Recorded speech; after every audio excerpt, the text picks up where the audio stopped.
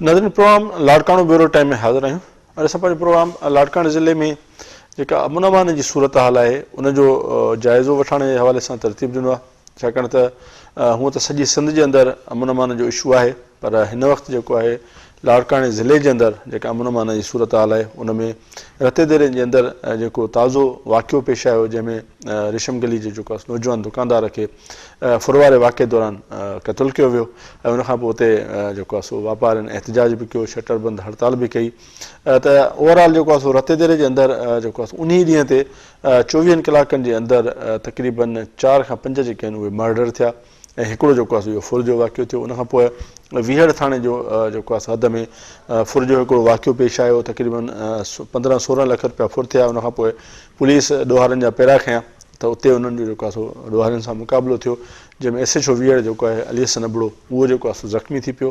अहिड़ी तरह ॿिया जेके आहिनि मुख़्तलिफ़ हंधनि ते जेको आहे सो बाढे में ॿियनि इलाइक़नि में फुरनि जा वाक़िया जेके आहिनि उहे रूनमा थिया आहिनि। हाणे कोशिशि कंदासीं असां त जेको लाड़काणे जी सूरत हाल आहे ऐं उनखां पोइ रतो दौरो गॾोगॾु जेको आहे बाढ ऐं ॿिया जेके इलाइक़ा आहिनि उहे पंहिंजे हिन प्रोग्राम में शामिलु कयूं, उन ते उतां जे रिपोर्टरनि उतां जे शहरनि सां ॻाल्हायूं। रतो दरो तालको सियासी लिहाज़ खां हिकु अलॻि सुञाणप रखे थो, पर माज़ीअ में रतो दरो शहर अमन भाईचारे जो शहर सॼो वेंदो हुयो। अॼु उन शहर जूं हालतूं एतिरियूं ख़राब थी चुकियूं आहिनि जो हितां जो रहवासी पाण खे गैर महफ़ूज़ सम्झी रहियो आहे।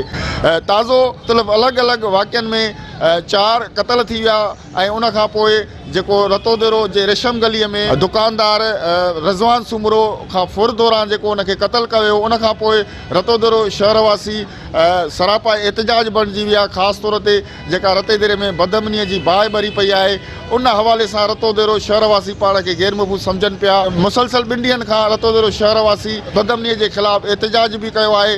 हिन वक़्तु असीं रतो दरो शहर जी छा ताज़ी सूरत हाल आहे शहरनि सां बि ॻाल्हि ॿोल कंदासीं।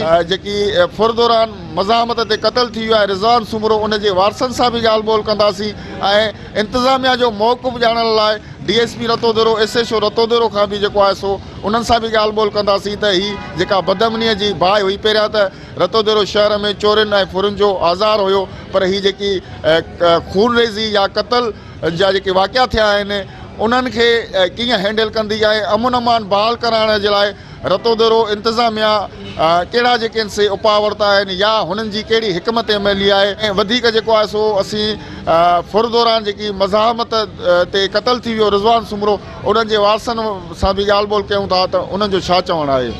शाम जो टाइम हुयो, तक़रीबन 6:30-7 बजा थिया।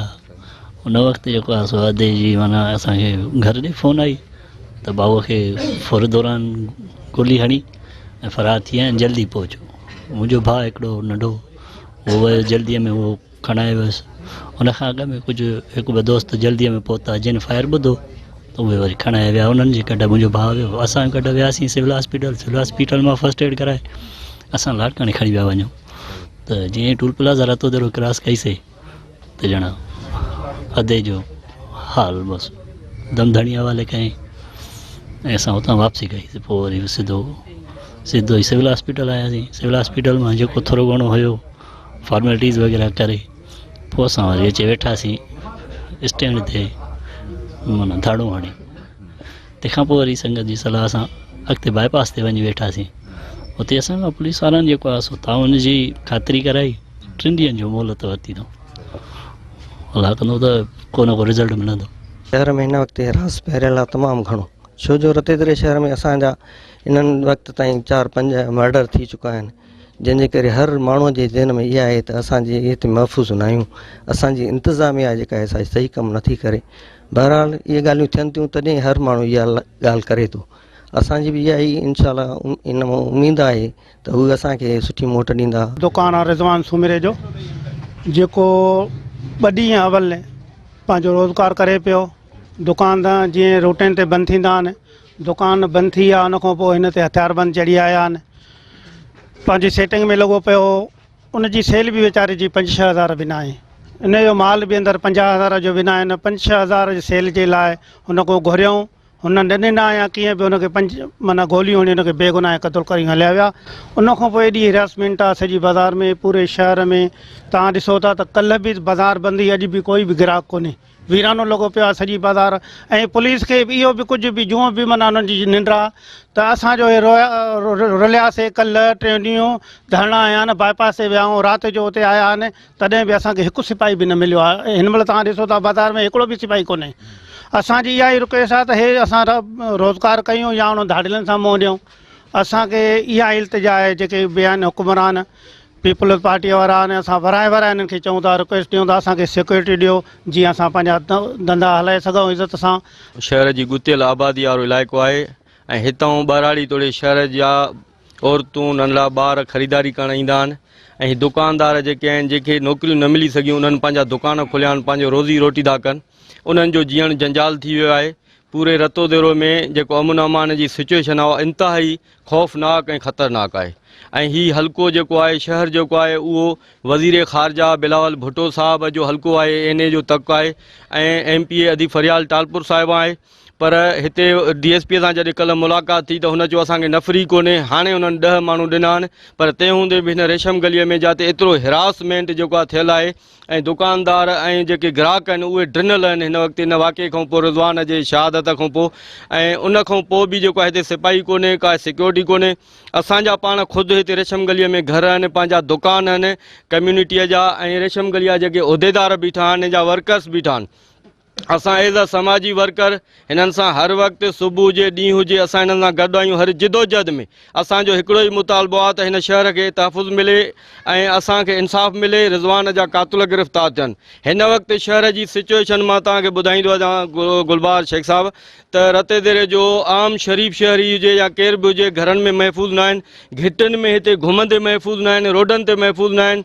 आए ॾींहुं मोटरसाइकिलियूं फुरियूं कयूं थो वञनि ऐं मोबाइलियूं खसीं थियूं वञनि। जेको थोरी मज़ामत थो करे उनखे मारियो थो वञे। छा इंसान जो इहो क़दुरु आहे? हिकु इंसान जो क़तलु पूरे आलम में इंसानियत जो जेको आहे इंसानियत जो क़तलु आहे। रतोदरो इंतिज़ामिया जेका आहे सा मुकमिल तौर नाकाम थी चुकी आहे ऐं असां भाइरनि खे घुरिजे त असां पाण में यूनिटी पैदा कयूं ऐं एहतिजाज जो सख़्तु रफ़्तार कयूं। हे 3 ॾींहंनि जो जेको DSP साहब असांखां वरितो आहे, ऐं जेको आहे सो तमामु मां 3 ॾींहंनि जे अंदरि क़ातिल गिरफ़्तार कंदुमि। असांखे जेसि ताईं उहे क़ातिल गिरफ़्तार नथो करे सख़्तु एहतियात करणु खपे। असां हिन ॻाल्हि जायूं, मुंहिंजे दर जे साम्हूं हिकिड़े बेगुनाह मिसकीन दुकानदार, इन में मां बि तहफ़ुज़ में कहिड़ो आहियां, साम्हूं तव्हां बाज़ार आहे, तव्हां मीडिया साम्हूं ॾिसो त कोई बि ॿार बचो कोन्हे। हीउ सख़्तु जेको आहे सो वाक़ियो आहे। 2-2.5 हज़ारनि ते खून। इंतिज़ामिया हिकिड़ी सफ़ा नाल इंतिज़ामिया आहे, करप्ट इंतिज़ामिया आहे। तमामु हिकिड़ा अफ़सोसनाक वाक़िया थिया आहिनि, जेके बि थिया आहिनि, इंसान ज़ात जान ज़ाया थी आहे, उन ते असांखे बि निहायत ॾुख आहे। जेके 2 वाक़िया तव्हां ॿुधाया त जेके क़तल थिया आहिनि उन्हनि में त पेशरफ़्त आहे, असां उन्हनि जा माण्हू बि गिरफ़्तार कया आहिनि। कारोकारी जो वाक़ियो थियो उन में बि माण्हू गिरफ़्तार थिया आहिनि।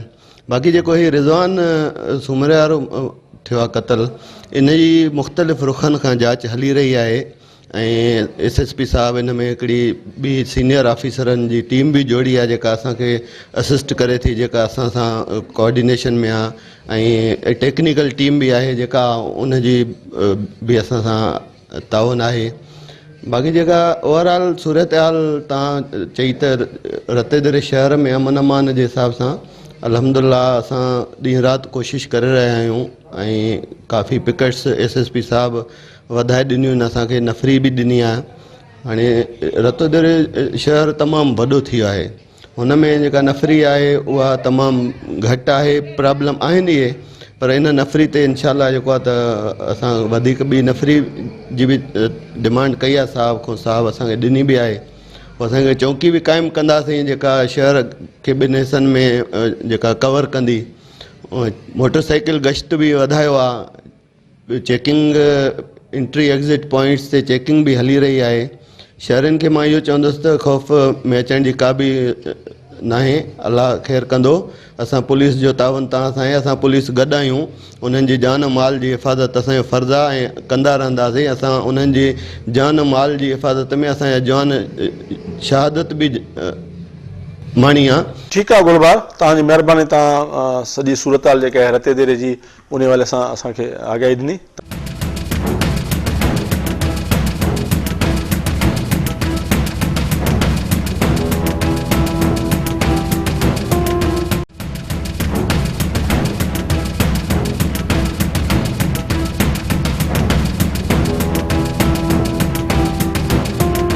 नदीन हींअर असीं हलूं था लाड़काणे में पंहिंजो असांजो रिपोर्टर आहे अली गुरामाणी उन असांखे वीडियो लिंक ते जॉइन कयो आहे त हितां जे जेको वापारनि ऐं मुख़्तलिफ़ मकतब फ़िक्र जे माण्हुनि जी बि जेको आहे उन में ॻाल्हि ॿोल शामिलु कई आहे त हलूं था उन सां ॻाल्हायूं था वीडियो लिंक ते त उतां जे माण्हुनि जो जेको आहे लाड़काणे शहर जे माण्हुनि जो छा चवणु आहे। जी ज़फ़र साहब, बिल्कुलु गुज़िरियल काफ़ी अरसे खां वठी लाड़काणे ज़िले में अमन अमान जी सूरत हाल जेका आहे उहा का बहितर न आहे।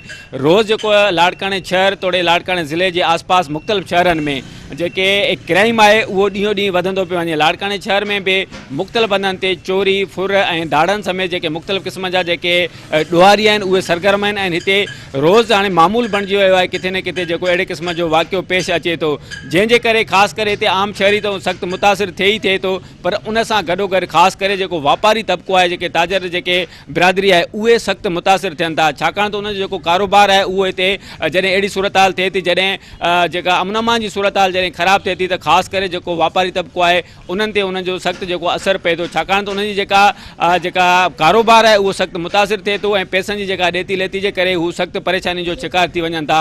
उन सां गॾोगॾु जेको पुलिस जो किरदारु आहे, जेकॾहिं असां हिते शहर में ॾिसूं त लाड़काणे शहर जे मुख़्तलिफ़ हंधनि ते मुख़्तलिफ़ चौकनि ते पुलिस पारां चेकिंग बि हिन वक़्तु हलंदड़ आहे, जेको रोज़ जो मामूल आहे। मुख़्तलिफ़ हंधनि ते पुलिस पारां चेकिंग कई वेंदी आहे। उन खां अलावा पुलिस पारां रोज़ जेके दावा कई वेंदी आहे त मुख़्तलिफ़ हंधनि ते पुलिस कार्रवाई करे सिक्योरिटी एहलकार जेके आहिनि, सिक्योरिटी इदारा गॾिजी उहे कार्रवाई कंदा आहिनि ऐं मुख़्तलिफ़ ॾुआरी जेके उन्हनि खे गिरफ़्तार करण सां गॾोगॾु मुबैना तौर ते जेके उहे उन्हनि खे ज़ख़्मी बि जेको ॿुधायो वेंदो आहे, उहे ज़ख़्मी सूरत हाल में उन्हनि खे गिरफ़्तार कयो वेंदो आहे। उन जे बावजूद बि हिते अमन अमान जी जेका सूरत हाल आहे उहो ॾींहों ॾींहुं ख़राबु थींदी पई वञे, उन में का बि बहितरी न अची सघी आहे। हीअ जेको SSP आयो आहे डॉक्टर मोहम्मद इमरान ख़ान, उन जे अचण सां बि हिते शहर में का ख़ासि जेको अमन अमान जी सूरत हाल में का बहितरी न अची सघी आहे, जंहिंजे करे ख़ासि करे जेको हिते आम शहरी सां गॾोगॾु जेको वापारी तबिको परेशान आहे। हिन वक़्तु असां सां गॾु लाड़काणे जा जेके वापारी आहिनि उहे हिन वक़्तु मौजूदु आहिनि, उन्हनि सां ॻाल्हि ॿोल करूं पिया त हिन समूरी सूरत हाल खे उहे कीअं पिया ॾिसनि। खां 2 महीना पोइ ते वञूं त काफ़ी हालात ख़राबु हुया, विच में काफ़ी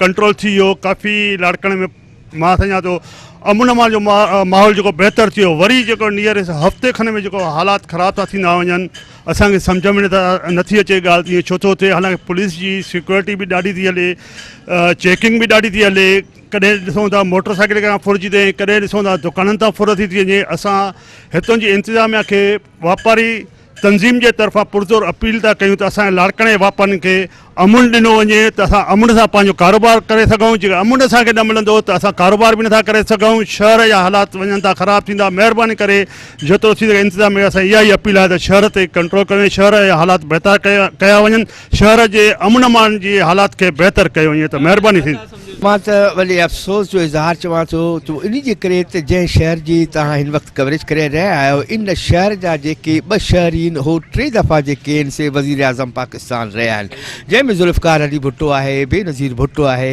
ऐं अॼुकल्ह वरी वधीक अफ़सोस इन ॻाल्हि जो आहे जो बिलावल भुट्टो इन हल्के जो जेको आहे सो MNA आहे ऐं वज़ीर ख़ारिजा आहे। उन जे बावजूदि जेकॾहिं लाड़काणे जी सूरत हाल एॾी बदतर रहे थी त इन ते अफ़सोस ई करे सघे थो। मां हिकिड़ो तव्हांखे मिसाल ॾियां त लाड़काणो अहिड़ो शहर आहे, हिते DIG जो दफ़्तरु आहे, SSP जो दफ़्तरु आहे, कमिश्नर जो दफ़्तरु आहे, डिप्टी कमिश्नर जो दफ़्तरु आहे, असिस्टेंट कमिश्नर जो दफ़्तरु आहे। बाक़ी इन्हनि खे दफ़्तर छाजे लाइ हिते ॾिना विया आहिनि? सिर्फ़ु दफ़्तरनि में वेहण जे लाइ त न ॾिना विया आहिनि। इन्हनि जो कमु आहे, they are administrator of the city. इन्हनि जो कमु आहे त घुमनि हे फिरनि हे सभु का ॻाल्हि। हाणे मां तव्हांखे मिसाल ॾियां, बंगस साहिबु हिते हुयो 2-2.5 साल हुयो, जेतिरे क़दुरु असांखे नज़र आयो लॉ एंड ऑर्डर कंट्रोल में हुयो। हाणे उन खां पोइ 3 SSP अची चुका आहिनि लाड़काणे में, पर हिननि खे इहा ॻाल्हि सम्झ में नथी अचे त क्राइम वारा या ॾाढा आहिनि या क्राइम जी जेके सपोर्ट कनि था, पोइ पॉलिटिकल माण्हू हुजनि या क्रिमिनल माण्हू हुजनि, उन्हनि जी सपोर्ट ते हितां जा शहरी अज़ाम बि आहिनि। मां हिन वक़्तु बि जो वज़ीर आला सिंध ख़ासि तौर ते बिलावल भुट्टो खे अपील कंदुमि, he is MNA of the Larkana, you look this matter, what is this in the Larkana. मुंहिंजी इंतिज़ामिया खे गुज़ारिश आहे त हालात लॉ एंड ऑर्डर जी सिचुएशन तमामु रफ़ थी वई आहे। उन में काफ़ी के आहिनि। हाणे 2 ॾींहं अॻु में असांजो हिकिड़ो वापारी दोस्त हुयो, उन जे ई दुकान तां मीरो ख़ान चौक ते 5 लख रुपया फुर थिया। 2 ॾियारनि जो वाक़ियो आहे, पर उन जे वटि गिराक आयो हो, उन गिराक खां 5 लख रुपया फुर थिया। त इन जो तासुर जेके असां वटि अचनि था बलोचिस्तान खां वठी हेॾो ख़ैरपुर खां वठी जेके माण्हू ख़रीदारी लाइ अचनि था, उहे बि लॉ एंड ऑर्डर जी सिचुएशन इहा महसूसु था कनि त हालात ख़राबु आहिनि, त उहे बि हेॾे अचण लाइ गवारा न आहिनि। ॿियो मां अर्ज़ु कंदुसि SSP लाड़काना साहब खे त जेके लाड़काणे जूं असांजूं एग्ज़िट ऐं एंट्री पॉइंट्स आहिनि, महिरबानी करे उहे फ़ाल कयूं वञनि। जेके गुज़िश्ता 10 सालनि खां फ़ाल न आहिनि, उन्हनि जे फ़ाल थियण सां इहा थींदी आहे त को ॾोह थींदो आहे त एंट्री ऐं एग्ज़िट पॉइंट्स असांजूं जे असांजो लुक आफ्टर चङे नमूने सां थींदियूं त काफ़ी ॾोहनि में बहितरी ईंदी आहे। ऐं जेके बि असांजा होटल्स आहिनि सराउंडिंग में, जेके असांजे एंट्री ऐं एग्ज़िट पॉइंट्स आहिनि, उन ते बि वक़्तनि फ़वक़्तनि स्नैप चेकिंग थींदी रहे, छो त उन्हनि ते ई ॾोहारी वेही लुक आफ्टर कंदा आहिनि त केरु काॾे थो वञे, ऐं उन खे कढ लॻंदा आहिनि, जंहिंमें ख़ासि करे जेका असांजी बाइक स्नैचिंग आहे उहा उन में इलाही आहे। ऐं उन खां अलावा रते देरे में हाणे रिसेंटली 4 मर्डर्स थिया आहिनि, ऐं उन में हिकिड़ो वापारी आहे, उन जो बि मर्डर थियो आहे। उन जो कहिड़ो गुनाह, पंहिंजी दुकान ते वेठो उन खां अचे फुर कई अथऊं। असां गुज़ारिश कंदासीं, असां टैक्स पेयर आहियूं, शरीफ़ शहरी आहियूं, असांखे तहफ़ुज़ हुकूमत जी ज़िमेदारी आहे त तहफ़ुज़ असांखे खपे। असां रोज़गार ते वेठा आहियूं, असांजो रोज़गार तमामु घणो मुतासिर थी रहियो आहे। ऑन द एयर बि असां उहे लफ़्ज़ नथा चई सघूं। काफ़ी अहिड़ियूं दुश्वारियूं आहिनि जेके असां इंतिज़ामिया वारा पुछंदा त असां उन्हनि खे ॿुधाईंदासीं। जॾहिं इमरान साहब, डॉक्टर इमरान साहब असांजे लाड़काने ते रखियो SSP साहब करे, असांजी DIG साहब सां मुलाक़ात थी। DIG साहब जो चवणु हो त हीउ ऑफिसर जेको इमरान साहब आहे उहो तमामु बहितरीनु आहे ऐं तमामु कमु करण वारो माण्हू आहे। हिन अचण सां काफ़ी कम कया, माण्हुनि जूं चोरियूं थियूं, वापसि कराइनि, पर अलाए छाजे करे को हिनखे पुलिस पंहिंजो स्टाफ जेको आहे हिनखे बर्दाश्त नथो करे। इन SSP साहब खे बर्दाश्त नथो करे। हिन जी दिलि आहे त मां कमु कयां, कमु करे हिन ॾेखारियो बि आहे, पर हिन वटि जेके पुलिस आहे न उहा हिन सां तावन नथी करे। असांजो इहो मुंहिंजो ख़्यालु आहे इहो।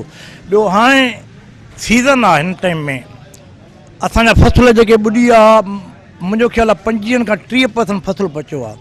हाणे उहो वापारी जॾहिं वापारु कनि था, हाणे 3-4 ॾींहंनि जी ॻाल्हि आहे त हिकिड़ी पार्टी बैंक मां 5 लख रुपया कढाए अञा पंहिंजे दुकान ते मस पहुतो त पोयों ठक जेको आहे उहो पहुतसि धाड़ियल, उहो उन खां 5 लख रुपया फुरे वियो आहे। इहो मतिलबु रोज़ जो मामूलु आहे। कल्ह हिकिड़े दोस्त जी मोटर फुट थी आहे, कंहिंखां मोबाइल फुरियूं थियनि थियूं। असांजी बि इहा ई गुज़ारिश आहे, जीअं दोस्त अॻु में चई आहे बिलाल साहब खे, या असांजो हीउ लाड़काणो पीपल पाड़े ॻढ़ बि आहे ऐं बेनज़ीर जो इलाइक़ो आहे, ऐं बिलाल साहब पाण हितां जो MLA आहे। त उनखे गुज़ारिश आहे, तव्हां महिरबानी करे लाड़काणे ते कुझु रहम कयो, वापारनि जो कुझु अहसासु कयो। हे हिन महिल अॻु में ई माण्हू ॿोॾि में ॿुॾियल आहिनि, अञा उहो अॻु में ई पंहिंजो नथा बर्दाश्त करे सघनि, त पोयों हे जेके वारदातूं थियनि थियूं इहो बर्दाश्त खां ॿाहिरि थियनि। जेकॾहिं इंतिज़ामिया पंहिंजो एफर्ट वठे थी त उनजो रिज़ल्ट मिले थो पियो। कुझु टाइम अवल जॾहिं ताज़ो अगस्त में लाड़काणे में तमामु घणा क्राइम्स वधी विया हुया, पोइ असां इंतिज़ामिया सां मिलियासीं त उन में DIG मदर नवाज़ साहब असांखे तमामु सुठो रेस्पॉन्स ॾिनो ऐं SHOs मुख़्तलिफ़ जेके कमु न पिया कनि उन्हनि खे चेंज कयो। ऐं असांखे SSP साहब कान हुयो, उनखे SSP साहब इमरान साहब आयो ऐं IT बेस ते हुननि कार्रवाइयूं शुरू कयूं, जंहिंमें तमामु सुठो रिज़ल्ट मिलियो। ऐं स्नैप चेकिंग बि शुरू कयनि ऐं मुख़्तलिफ़ 32 चेक पोस्टियूं बि मुख़्तलिफ़ जायुनि ते हयनि, जंहिंजो रिज़ल्ट सुठो मिलियो, पर कंटिन्यूटी न आहे।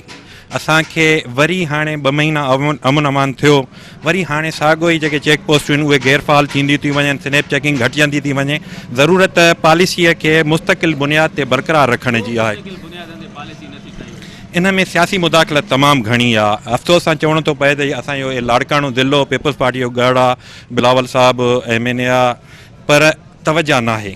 असांखे वापारी तबिको तमामु घणो अदम तहफ़ुज़ थो महसूसु करे, ख़ासि करे हिन ॿोर खां पोइ जेका माइग्रेशन थी थिए न, उन में सराउंडिंग खां तमामु घणी माइग्रेशन थी आहे, जंहिंमें जेके कारोबारी तबिके वारा या ऑफिसर पेशा त वापसि हलिया विया, पर जेको लेबर क्लास आहे उहो अञा ताईं हिते ई रहियल पियो आहे, जंहिंजे सर्वाइव लाइ ऑलरेडी ॿोर जे करे कारोबार तमामु घटि आहिनि ऐं हर माण्हूअ खे पंहिंजो घर हलाइण लाइ 2-3 रुपया खपनि।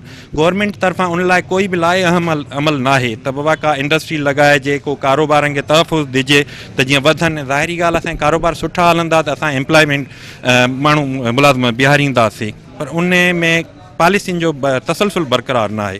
असां कहिड़ो मुतालबो कंदा हो त जीअं हिते अमन अमान जी सूरत हाल बहितर थिए, त जीअं आम शहरी बि सुख जो साह खणी सघे ऐं वापारी जेके आहिनि उहे बि पंहिंजूं जेके वापारी जेके सरगर्मियूं आहिनि उहे जारी रखे सघनि। मुंहिंजी नज़र में त सियासी मुदाख़लत ते ख़तमु करणु खपे, छो त ऑफिसरनि सां जॾहिं बि असांजो मिलणु थिए थो पियो, हो जॾहिं पंहिंजी कोशिशूं वठनि था पिया त उन खां पोइ काई न काई फ़ोन अची थी वञे, जेके क्रिमिनल हो पकड़नि था पिया उन्हनि खे उहो रिलीज़ था करे छॾनि, उहो बि ऑफिसर बि मजबूर आहिनि, ज़ाहिरी ॻाल्हि आहे अचनि था पिया त उन्हनि खे सभिनि खे ॾिसणो आहे। त मुंहिंजी नज़र में असां बिलावल भुट्टो साहिब सां ऐं पीपल्स पार्टी इंतिज़ामिया सां असां अपील कंदासीं त बराए महिरबानी असांजे लाड़काणे खे हिकिड़ा सुठा ऑफिसर ॾिना वञनि ऐं सियासी मुदाख़लत खे ख़तमु कयो वञे, ऐं जेके बि ॾोहारी आहिनि उन्हनि जे विच में कोई बि उन्हनि जी पनाह पुठिभराई न करे। डेली बातें थियूं आहिनि।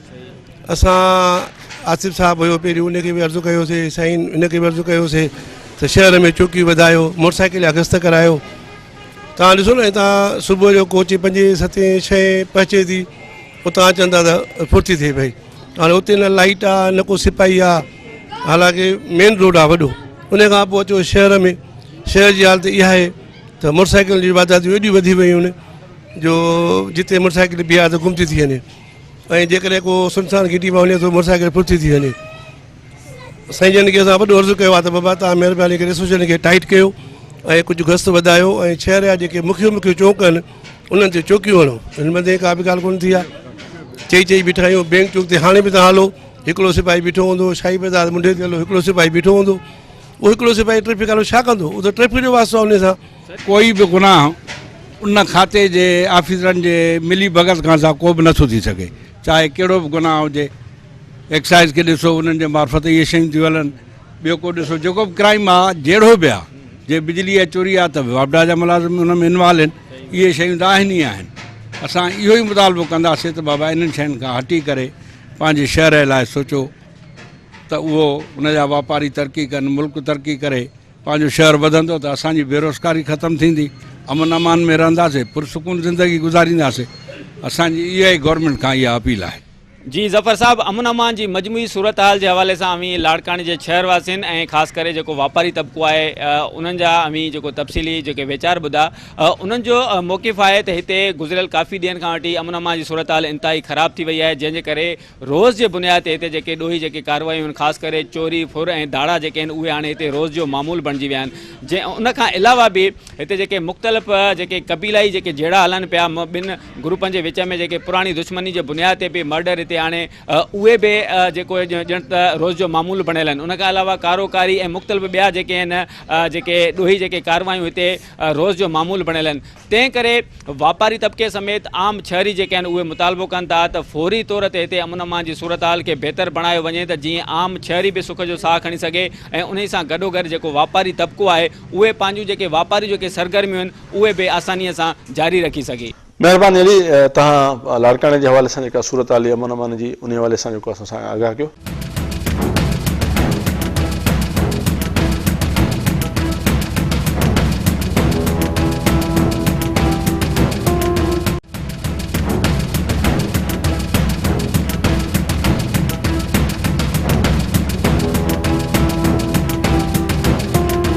हींअर असांखे बाडे जे रिपोर्टर जावेद जुणे जो वीडियो लिंक ते जॉइन कयो आहे, उते बि इन तरह जा जेके इशू रहिया आहिनि मुख़्तलिफ़ वक़्तनि ते उन सां ॻाल्हायूं था त उते माण्हुनि जो छा चवणु आहे, हुनजो छा चवणु आहे। जी बिल्कुलु ज़फ़र साहब, बाडर जे भरपासे जी सूरत हाल, अमन अमान जी सूरत हाल जे हवाले सां तव्हांखे ॿुधाईंदो हलां त अमन अमान कराइण में बिल्कुलु जेको इंतिज़ामिया नाकाम थी चुकी आहे। बाडर जी भरपासे में चोरियूं फुरियूं रोज़ जो मामूल बणिजी चुकियूं आहिनि। बाडर शहर में त ॾींहं ॾिठे जो ऐं राति जो दुकानदारनि खे फुरियो लुटो पियो वञे, पर इंतिज़ामिया को बि क़दम खणण लाइ तयारु ई न आहे। ताज़ो जेको आहे सो कच्चे वारे इलाइक़े में 2 ॾींहं पहिरियां खीर ऐं माल जे वापारियुनि खां 11 लख रुपया फुर कंदे नूरदीन खेड़ो खे जेको आहे सो फौरन पारां ज़ख़्मी कयो वियो। उन सिलसिले में SHO वीहड़ जेको आहे सो पहिरों खणाए हिकु ॻोठ में पहिरों जॾहिं हयो त उते बि जेको आहे सो SHO वीहड़ खे पिणु गोलियूं हणी ऐं ज़ख़्मी कयो वियो।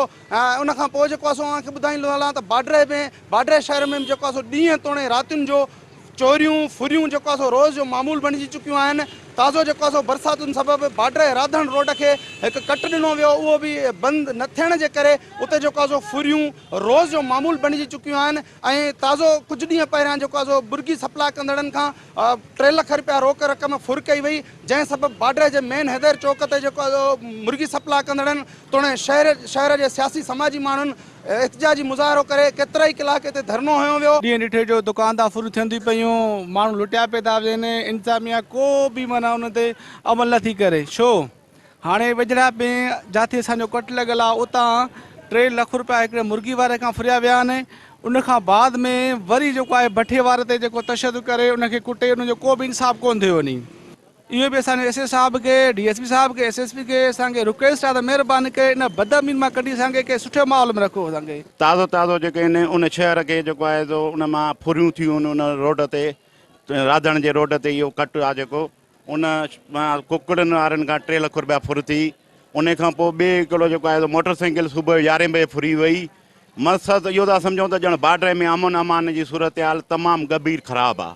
छो जो इहो बार्डर जो शहर हिकिड़ो ग़रीब शहर आहे ऐं इन शहर में जेको आहे तमामु सियासी हवाले सां बि इन शहर खे पुठिते कयो वियो आहे ऐं उन सां गॾोगॾु इन माशत बि असांजी खे तबाह कयो वियो आहे ऐं धाड़नि फुरुनि जे हवाले सां माण्हू पाण खे महफ़ूज़ नथा सम्झनि। छो जो हे जेको फैक्टर आहे ताज़ो हिन ज़िले जे हवाले सां असांजे ॿियनि शहरनि में ॿेड़ियूं फुरियूं धाड़ा ऐं क़त्ल ऐं दुकाननि खे फुरियूं कयो वियो आहे, फुरियूं कयूं वियूं आहिनि।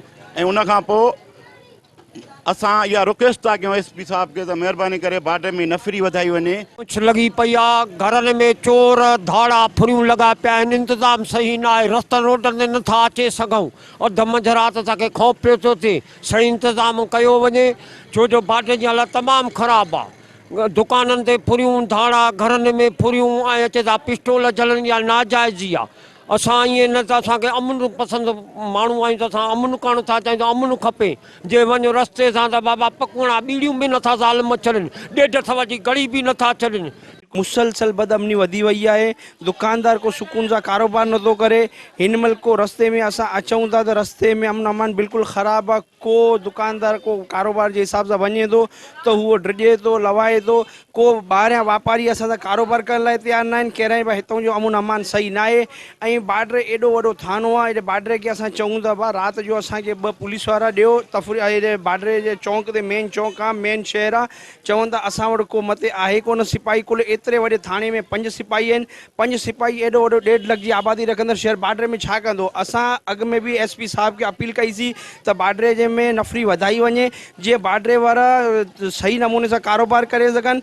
हुननि पुरज़ोर मुतालबो कंदे SSP लाड़काणो, DIG लाड़काणो ऐं आला इख़्तियारनि खां कंदे घुर कई आहे त फौरन बार्डर ऐं बार्डर जे भरपासे वारनि इलाइक़नि में अमन अमान जी सूरत हाल ऐं असांजी बेचैनी ठीकु आहे जावेद, तव्हांजी महिरबानी। तव्हां असांखे पंहिंजे इलाइक़े जी सूरत हाल अमन अमान जे हवाले सां आगाह कयो, तव्हांजी महिरबानी। नाज़रीन, हींअर असीं SSP लाड़काणो सां जेको आहे सो इमरान खान सां ॻाल्हि ॿोल कई आहे, उहा बि असां पंहिंजे प्रोग्राम में शामिल रखी। 2 दिन पहले रतोडेरो में एक अनफॉर्चुनेट इंसिडेंट हुआ था जिसमें एक 28 से 30 साल नौजवान वो फायर आर्म इंजरी से इनिशियली इंजर्ड हुआ, फिर उसकी मौत वाक़ई हो गई। तो उसमें फ़ौरन पुलिस ने एक्टिवली उस पर काम स्टार्ट कर दिया है। उसमें मैंने एक स्पेशल टीम भी कॉन्स्टिट्यूट की है जिसमें कंसर्न SDPO हैं और उनकी सपोर्ट में जो अदर सीनियर और एक्सपीरियंस्ड ऑफिसर्स हैं वो भी हैं, और जो हमारी टेक्निकल टीम है वो भी सारी उसके साथ शामिल है। उस केस की FIR भी रजिस्टर्ड हो चुकी हुई है as per version of complainant, और उसमें हम हर एंगल से उसको इसको इन्वेस्टिगेट कर रहे हैं सो दैट हम जो उसमें एक्चुअल मुलजमान हैं मुलव्विस उनको आइडेंटिफाई करें, ट्रेस करें, उनको अरेस्ट करें और फिर उनका मोटिव जानें। तो अभी तक कोई हम ये नहीं कह सकते कि स्पेसिफिक कोई मोटिव या कोई स्पेसिफिक मुलजिम सामने है। हमारी टीम उस पर काम कर रही है और कुछ लीड्स हमें मिली हैं, कुछ क्लूज़ हमें मिले हैं, लेकिन हम उसको भी मैच्योर कर रहे हैं, फाइनलाइज कर रहे हैं। तो इंशाल्लाह बहुत जल्द हम उस केस का सुराग लगा लेंगे और जो भी उसमें मुलव्वस मुलजमान हैं उनको कानून के कटहरे में लेकर आएंगे। अच्छा, वहाँ पे लोग जो है वो एहतजाज भी कर रहे थे और उन्होंने जो है शटर बंद हड़ताल भी की थी, तो वो कह रहे थे कि वहाँ पे जो है वारदातें हो रही हैं या लोगों को जो है मारा जा रहा है। तो इस हवाले से पुलिस को क्या कैसे देखते हैं कि वहाँ पे उनका कोई इफेक्टिव रोल नहीं है? देखिए, इस इंसिडेंट के बाद कुछ लोगों ने यकीनन वहाँ पे एक प्रोटेस्ट वाली चीज़ भी हुई थी। तो क्राइम का बेसिकली 2 कैटेगरीज होती हैं, crime against person and property. Crime against property में चोरी, रॉबरी, छीना झपटी ये सारी चीज़ें आ जाती हैं। क्राइम अगेंस्ट पर्सन में लड़ाई झगड़े, इस तरह की जो इंसिडेंट्स हैं इंक्लूडिंग मर्डर, वो भी आ रहे होते हैं। तो ये जो रिसेंट 2-3 दिनों में इंसिडेंट हुए थे मर्डर के स्पेशली, तो टोटल ये 3 इंसिडेंट थे। एक इंसिडेंट हुआ पहले, उसमें एक मुलज़िम ने अपनी रिलेटिव को गैरत के नाम पे कत्ल किया। वो मुलज़िम अरेस्टेड है, उसकी स्टेट की तरफ से हमने FIR भी की और जो वेपन इस्तेमाल हुआ वो भी पुलिस की कस्टडी में है। तो उसका स्पेसिफिक ये मोटिव था। सिमिलरली जो उसी दिन दूसरा इंसिडेंट हुआ जिसमें एक डोमेस्टिक इशू था, बेसिकली हस्बैंड और वाइफ में, वो रिलेटिव्स वहाँ घर में इकट्ठे हुए, उनकी वहाँ उसी डोमेस्टिक इशू की वजह से लड़ाई झगड़ा स्टार्ट हो गया और इसके नतीजे में एक ही इंसिडेंट में उस टाइम पे 2 कैजुअलिटीज़ हो गई, दोनों पार्टीज़ का एक पर्सन। तो उसमें भी हमने FIR भी रजिस्टर्ड हो चुकी है और जो उसमें मुलव्वस 3 मुलजमान हैं वो पुलिस कस्टडी में भी हैं। तो क्राइम अगेंस्ट प्रॉपर्टी का ऐसा ज़्यादा इशू नहीं था। क्राइम अगेंस्ट पर्सन वाले जो कुछ 2 दिन में इंसिडेंट्स हुए उसमें 2 केसेस ट्रेस्ड भी हैं, आइडेंटिफाइड भी हैं, उसके केसेस भी रजिस्टर्ड हैं और उसमें जो मुलव्वस मुलजमान हैं वो भी कस्टडी में। सिर्फ हमारे पास ये एक केस है जो 2 दिन पहले हुआ है, उस पर पुलिस काम कर रही है। मीनवाइल वहाँ फर्दर पुलिस की वर्किंग को फर्दर इम्प्रूव करने के लिए रिसोर्सेज भी प्रोवाइड किए हैं, एडिशनल नफरी, वहाँ व्हीकल्स, वहाँ एंट्री एग्जिट पॉइंट पे पुलिस स्टेशन की गई है ताकि वो चेकिंग का, पेट्रोलिंग का मैकेनिज़्म मज़ीद बेहतर करें। तो उससे मज़ीद जो पुलिस की वर्किंग है वो इम्प्रूव हो जाएगी। बीहेड का एक incident over last 2 to 3 months, ये एक इंसिडेंट रिपोर्ट हुआ जिसमें एक कंप्लेनेंट कहीं बाहर से आ रहा था, इंफॉर्मेशन बेस उससे कैश की स्नैचिंग हुई और उस पर पुलिस का बड़ा ही प्रॉम्प्ट रिस्पॉन्स था। फ़ौरन वहाँ डिटेली और उसके जो मुलजमान मुलव्वस थे, ये कच्चे वाला एरिया था, वेहड़ का लिंक रोड था, पुलिस ने उसको बड़ा फॉलो किया फ़ौरन से और जो हमारे SHO हैं उन्होंने बड़ा बहादुरी का मुजाहरा किया। सारी रात वो उनको चेज़ करते रहे मुलजमान को फुट ट्रैक के ज़रिए और जो उन्होंने वारदात में मुलव्वस जो बाइक थी वो भी उनसे रिकवर करवा ली। और सिमिलरली जब दूसरी इन्फॉर्मेशन मिली फिर उनके पीछे गए तो उस हॉट परसू में मुलजमान के साथ फायरिंग का तबादला हुआ जिसमें हमारे ऑफिसर ज़ख्मी हुए। तो ये जाहिर करता है कि पुलिस का जो रिस्पांस था वो बड़ा ही प्रॉम्प्ट और एक्टिव था। इंसिडेंट कहीं हो जाना मतलब हो जाता है इंसिडेंट, लेकिन उसको ट्रेस करना, उसमें हमने मुलजमान को ट्रेस कर लिया है, उसके लिए टीमें तश्कील दी हुई हैं। इस टाइम भी डिफरेंट टीम्स हमारी डिफरेंट एरियाज़ में रेड्स पे हैं, तो उसमें हमें कुछ बाइक्स भी रिकवर की हैं, कुछ वेपन भी रिकवर किया है और जो कुछ उनके लोकल फैसिलिटेटर्स थे उनको भी हमने कस्टडी में लिया। असांजे प्रोग्राम जो वक्त पूरो थियो, वरी ईंदड़ प्रोग्राम में हाज़िर थींदासीं, तेसिताईं इजाज़त ॾींदा। अल्लाह ने